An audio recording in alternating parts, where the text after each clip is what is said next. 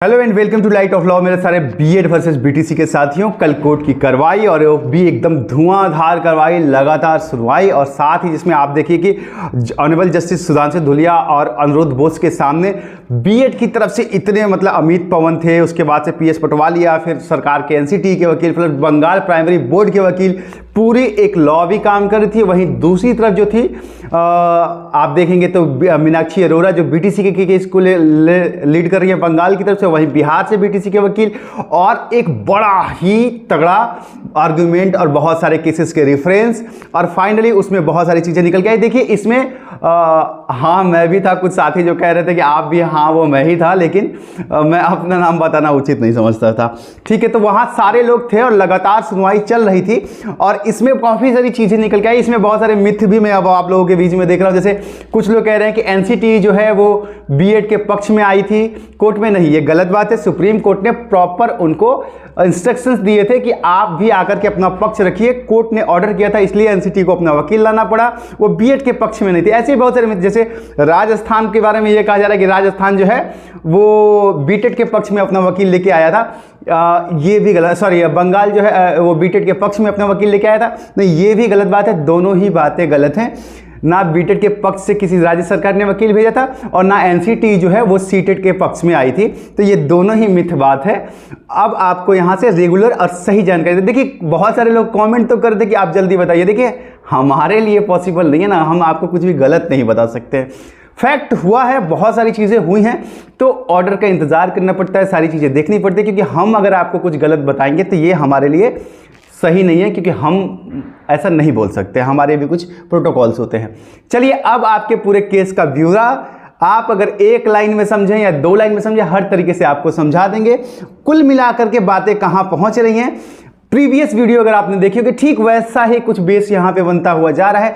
चलिए अब बात करते हैं आपके केस की। इससे पहले आप सबसे एक निवेदन है कि अगर आप चैनल पे नए हैं तो सब्सक्राइब करके बेल आइकन जरूर दबा दीजिएगा, क्योंकि इससे मुझे निष्पक्ष रहने की प्रेरणा मिलती है। क्योंकि आप लोग भी देखते हैं कि आजकल माहौल ऐसा है कि या तो हम बीएड के पक्ष में बोले या बीटेड के पक्ष में बोले, और ये जो है एक पैरेलल न्याय के विद्यार्थी के लिए ये सही नहीं होता है कि किसी पक्ष में बोले। तो आपकी प्रेरणा से ही हम निष्पक्ष आपको सारी बातें बता पाते हैं।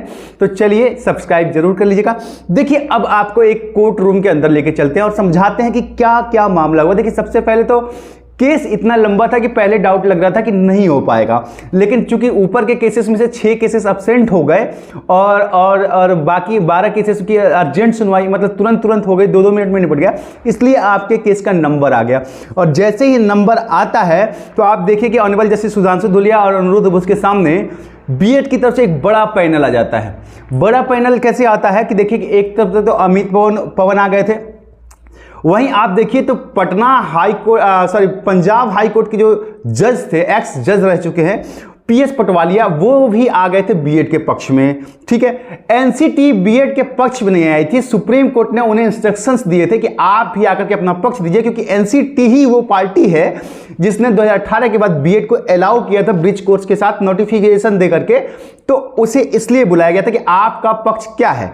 ठीक है, वहीं बंगाल प्राइमरी बोर्ड ने भी बीएड के पक्ष में अपने वकील को खड़ा किया था बीएड के पक्ष में आर्ग्यू करने के लिए, क्योंकि बंगाल में भी उन्हें बीएड को अलाउ कराना है प्राइमरी बोर्ड में, इसके लिए। अब इसमें देखिए कई सारी चीजें जो है पेचीदा हो गई थी, क्योंकि राजस्थान जैसे ही आर्ग्यूमेंट शुरू हुआ तो आप समझिए कि मीनाक्षी अरोड़ा जो कि मैं आपको पहले से, देखिए आप लॉ चैनल पे आए हैं तो थोड़ी सी जानकारी भी आपकी इन्हेंस होनी चाहिए। देखिए राज्यों के हाई कोर्ट के जजमेंट्स जब भी सुप्रीम कोर्ट में कोर्ट किए जाते हैं तो कई बार 90% चांसेस में सुप्रीम कोर्ट जो है इसका इंटरप्रेट गलत करता है, क्योंकि वहां पर जाकर के आप रेफरेंस में तो दे सकते हैं पर बाउंडिंग नहीं करा सकते हैं, क्योंकि सुप्रीम कोर्ट जो होता है वो राज्य सरकारों के फैसले नहीं मानता हाई कोर्ट के, उनको रेफरेंस के तौर पर सुन जरूर सकता है। क्योंकि देखिए यहां पर मीनाक्षी अरोड़ा ने यह कहा बीटीसी के वकील ने कि राजस्थान ने आप देखिए बीएड को बैन कर दिया इसी ग्राउंड पे, तो तुरंत ही काउंटर में यहां से यह कहा गया कि अगर राजस्थान ने बैन किया है तो बंगाल ने अलाउ भी तो किया है ना। बिहार भी तो अपना हलफनामा दे चुका है, बिहार सरकार ने अपने हलफनामे में बीएड को शामिल करने की संस्तुति कर दी है। तो कहने का मतलब यह है, तो यही ऑनरेबल जस्टिस ने कहा सुधांशु धूलिया ने कि ये तो कोई मामला ही नहीं होता है, एक राज्य मना करेगा दूसरा राज्य हाँ कर देगा, इसीलिए तो हम हैं कि हम समझेंगे ना इस चीज को तो आप हमें इस चीज़ का रेफरेंस ना दें, पहली चीज़। दूसरी बात ये हो गई यहाँ पे, तो ये आप समझ गए कि जो आप में से बहुत सारे बीटेड के साथी या बीएड के साथी राजस्थान के फैसले से डर रहे होंगे कि हो सकता है इस बेस पे उन्हें बाहर कर दिया जाए, और बीटेड के साथी जो हैं, जो टेट के साथी, बीटीसी के साथ, माफ कीजिएगा, बीटीसी के साथी जो हैं वो राजस्थान के जजमेंट को थोड़ा सा स्ट्रांग मान रहे होंगे कि उनके फेवर में फैसला जा सकता है, लेकिन इसे एक तरीके से आप समझिए तो रेफरेंस लेने से इनकार कर दिया कोर्ट ने। तो ये मामले में अब किसी को ना फायदा होगा ना राजस्थान के जजमेंट से, और ना किसी को नुकसान होगा। सुप्रीम कोर्ट अपना अल्टीमेट अपना खुद का डिसीजन लेगी। दूसरी बात आपको आ जाते हैं, दूसरी बात करने पे कि ये जो था ब्रिज कोर्स को लेकर के एक मुद्दा था कि भाई अगर बीएड की एलिजिबिलिटी परफेक्ट है तो उन्हें ब्रिज क्रॉस करने की क्या जरूरत है। ठीक है, मतलब अगर बीएड प्राइमरी शिक्षक है और वो पढ़ाने के लायक है तो फिर उसको अलग से एक कोर्स लेने की क्या जरूरत है, ये मामला उठा।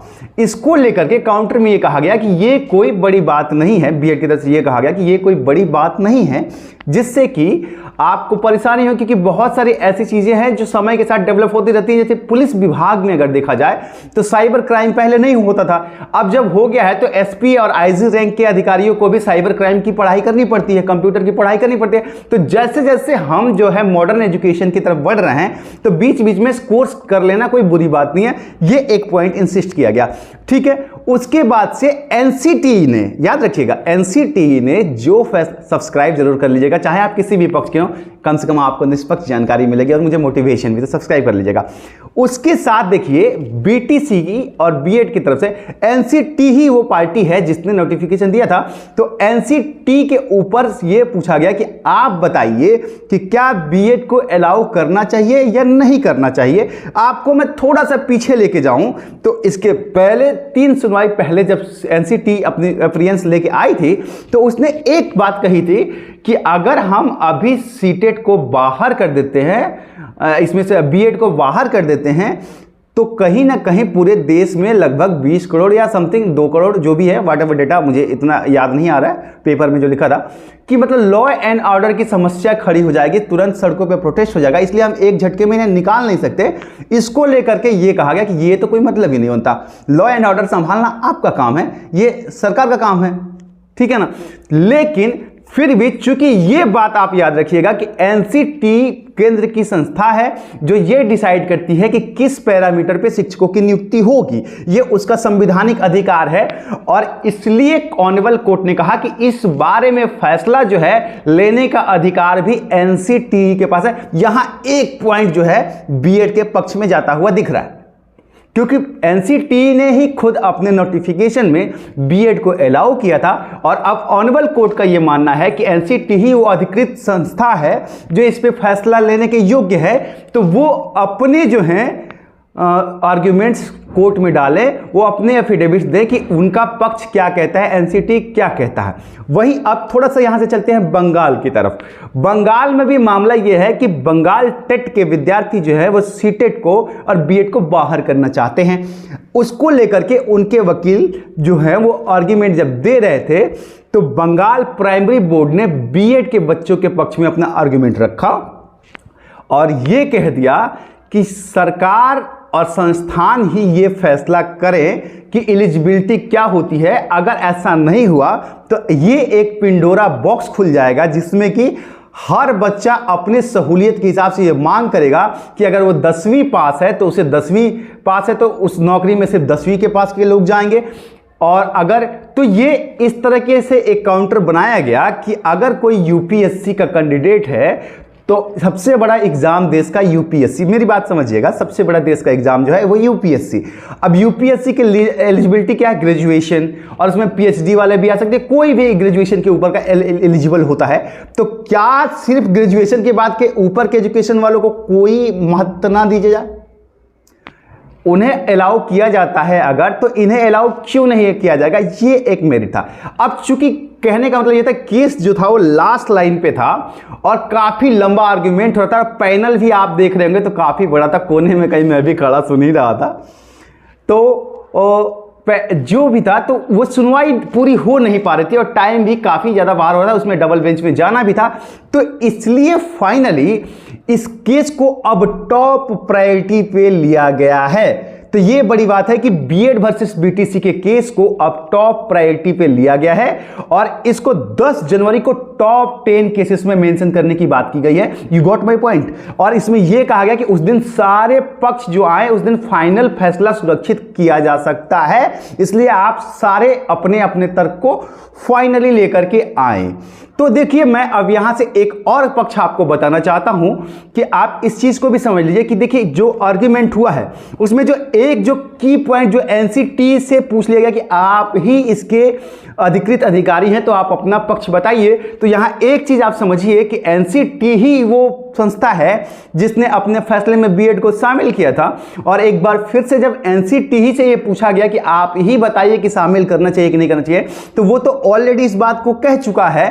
तो बीएड के पक्ष में एनसीटी जरूर ये अगली बार भी कहेगा क्योंकि उसने ही ये काम किया है, ब्रिज कोर्स भी अलाउ किया है कि हाँ हमारे हिसाब से बीएड को शामिल करना चाहिए, और ये जो है बहुत ही इंपॉर्टेंट की फैक्टर का रोल करेगा, ये आप समझ लीजिए।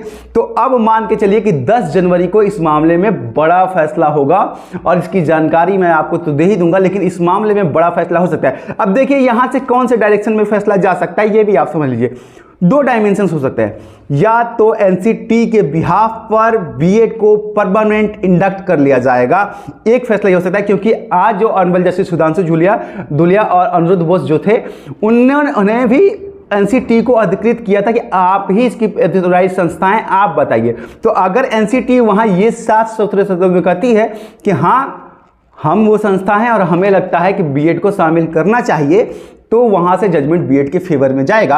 और अगर कुछ ऐसा राजस्थान के, क्योंकि आज राजस्थान के कोर्ट के जजमेंट को कंसीडर नहीं किया गया है पूरी तरीके से, क्योंकि वहां काउंटर में तुरंत आ गया कि दूसरे कोर्ट ने अलाउ किया है, तो इसलिए, और साथ ही बहुत सारे राज्य जो हैं वो भी अपने हलफनामे में ये कह रहे हैं कि बीएड को हम लेना चाहते हैं प्राथमिक शिक्षक में। बंगाल भी लेना चाहता है, बिहार भी लेना चाहता है, उत्तर प्रदेश भी लेना चाहता है। तो इसलिए जो है ये जजमेंट अगर थोड़ा सा भी कोर्ट ने कंसीडर किया राजस्थान के, तो ये इसमें आपको देखने को मिलेगा कि बीएड के अब तक के सारे साथी जिन्होंने बीएड किया है उन्हें प्राथमिक शिक्षक में अलाउ किया जाएगा, और हो सकता है कि अगली बार से बंद किया जाए। ये एक चांस है, लेकिन ज्यादा चांस ये है कि एनसीटीई के एफिडेविट के साथ बीएड को परमानेंट कंडक्ट किया जाएगा और कंसीडर किया जा सकता है। टोटल मिलाकर फैसला कुछ ऐसा ही हो सकता है। बाकी की चीजें जो है मैं जज नहीं हूं, मैं सिर्फ आपको पक्ष ठीक तरीके से समझाने का प्रयास कर रहा था। मैंने उम्मीद करता है कि मैंने अपना पक्ष आपको समझाया होगा कि कोर्ट में क्या क्या चीजें हैं। बाकी ये कहना कि एनसीटी जो है बीएड के पक्ष में आई थी, ये भी गलत बात है। राजस्थान जो है वो बीटेड के पक्ष में आया था, ये भी गलत बात है।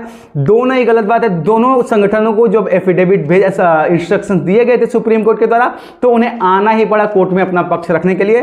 किसी के पक्ष में वो पहले से खड़े नहीं हुए हैं। बाकी बीएड को लेकर के एक माइनस पॉइंट ये है कि आप देखिए कि बीएड के जो वकील पहले से थे, सॉलिसिटर जनरल या फिर एडिशनल सॉलिसिटर जनरल, दोनों में से कोई अवेलेबल नहीं था। चीफ स्टैंडिंग काउंसिल अमित पवन ही केस को असिस्ट कर रहे थे, जबकि यहाँ मुकुल गोयल जैसे मतलब बड़े जो आपके हैं जिनको अधिकृत किया गया वो लोग भी आ सकते थे। और साथ ही बीटेड की तरफ से, अगर बीटीसी की तरफ से देखा जाए तो वहाँ भी कोई बहुत बड़ा नाम देखने को नहीं मिल रहा है। वहाँ भी वकीलों की कहीं ना कहीं कमी है, और 4 वर्सेस 2 की फाइट हो रही है, कई बार 4 वर्सेस 1 की फाइट हो रही है।